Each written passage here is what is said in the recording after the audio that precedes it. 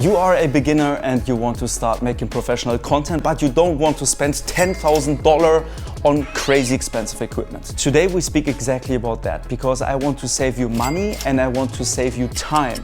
And I want to make sure you have a minimalistic setup to handle everything. Be ready in every situation and make professional content where people will be like, what the fuck? You must have the craziest setup ever, but no one will find out that it's just like a tiny camera like this. Let's do that. When you have a smartphone, you can already do a bunch of stuff because most smartphones out there, they have 4K resolution, and the only problem with smartphones usually is it's very unstable. It's very shaky. It just doesn't look that professional even though it's 4K, and the audio quality is horrible. If you want to create professional results, of course you need to invest some money first. But I'm a big believer that a minimalistic approach is always the best. All right, I don't want to waste your time. I don't want to get too nerdy, so let's get quickly through this.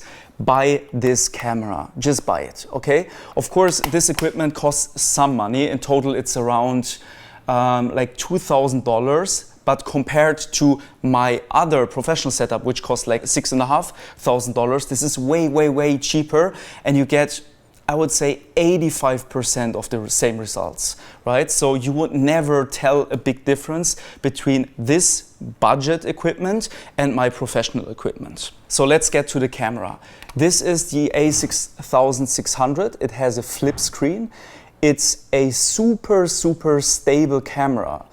Stable doesn't mean that it has good quality. Stable means you're shooting handheld and it's pretty stable, right? So it has an in-camera stabilization and it has a 4K resolution. 4K resolution is an absolute must. So if you buy a new camera, you should make sure that it has 4K. Another great feature about this camera is that you can shoot up to 120 frames.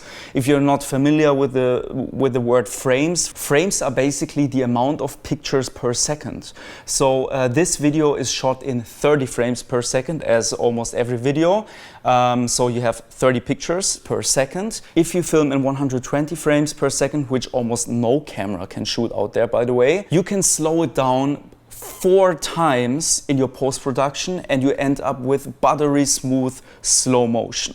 And this is exactly what you want to achieve. You want to be able to make like normal speaking videos, but you also want to be able to make super nice slow motion B-roll shots. And this camera can handle all of that. So overall, I think this is the best camera when it comes to photos and videos, for its money, of course. Let's talk about lenses, which lens to buy. You see a bunch of different lenses here on the table. These are lenses I bought over the time because I'm always spending money. I'm always investing money in my passion, in my business, right? In order to create better results and in order to make the journey fun for myself.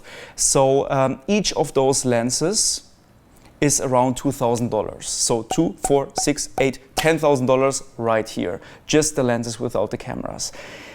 Don't get scared. You don't need to invest $10,000 in order to make amazing videos and photos. I'm telling you, you need to invest $500 and you get a lens which does the job of all of these lenses combined. Well, first of all, let me explain you why I have like this crazy amount of different lenses. So we have lenses that capture a very wide angle, right? When it comes to YouTube videos or real estate videos. And then we go all the way up to a lens like this, which is able to freaking shoot lions from 500 meters away, like this lens, for example. This is what this is actually made for. I use this lens when I go to the Formula 1 and I want to capture racing cars from far away. This is what this lens is made for, but I'm sure you don't have a lot of use case for this lens. I promised you not to get too nerdy, but you need to understand a little bit in order to feel comfortable with buying the setup I recommend to you. So there's a difference. There are prime lenses out there, like this fixed one. So you have basically a prime lens is a lens which has a fixed look. You cannot zoom in, you cannot zoom out, it just has a fixed look. For example, this lens has a crazy wide angle, you can't change anything about it. It has just this certain look. But then you have this lens, for example, which is able to zoom in and create a various amount of different looks, from wide angle to a more zoomed angle, right? A closer, for close-up shots basically. This is the difference, prime lenses and zoom lenses. A zoom lens is always my way to go when I need to choose one lens. Speaking about zoom lenses, I'm very, very confident that this lens is the best lens you could possibly buy on a low budget with a various amount of use cases. Basically, with this lens you can basically do everything, right? We talk about the Sigma 18 to 50, 2.8. So, a bunch of numbers. What does it mean? 18 means it goes from a very, very wide angle up to 50 millimeter. So basically this lens can do everything. If you want to shoot YouTube videos in a wide angle setup, if you want to make real estate videos, if you want to make wide angle pictures to capture everything in the whole frame, if you want to make interviews, nice looking close-up videos, portrait pictures, you can do everything without changing the lens. So, and what does the 2.8 stand for? Basically, the lower the number, the f-stop number, the more blurry is the background. That's why I always go for a aperture of 2.8 and below. So this lens has, for example, 1.8, this lens has 2.8, this lens has a incredible 1.2, so this lens makes insanely blurry backgrounds. This is what I bought this lens for. This is basically one of my favorite lenses, but it's insanely expensive. So a aperture of 2.8 creates a very nice blurry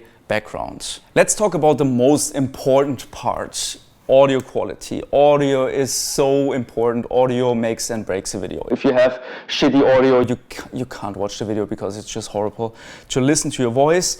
So that's why we have two different microphones. You don't need to buy both of them. Let me tell you why. So if you want to buy a setup for YouTube videos, this is the perfect microphone. Don't buy everything else. Don't save $30, $40, $50 and buy a slightly cheaper Rode microphone. Buy this microphone, trust me. I had all of these different microphones and this is literally the best, and it's so much better than everything else. Because you just plug it in and it's turned on automatically. You never forget to turn on the microphone. It's always reliable. You literally need to charge it like once in 2 months. This microphone captures your voice amazingly, right? But it always records wherever you point the camera to. It also captures a lot of background noise and everything else. So when you are more into interviews or if you want to capture just your voice, very, very clean, I would go for this microphone. This is the Rode Wireless Go 2. This is for the camera, and here you have two different microphones, okay? One for you, one for your interview partner, or if you shoot two people, one for person one, one for person two.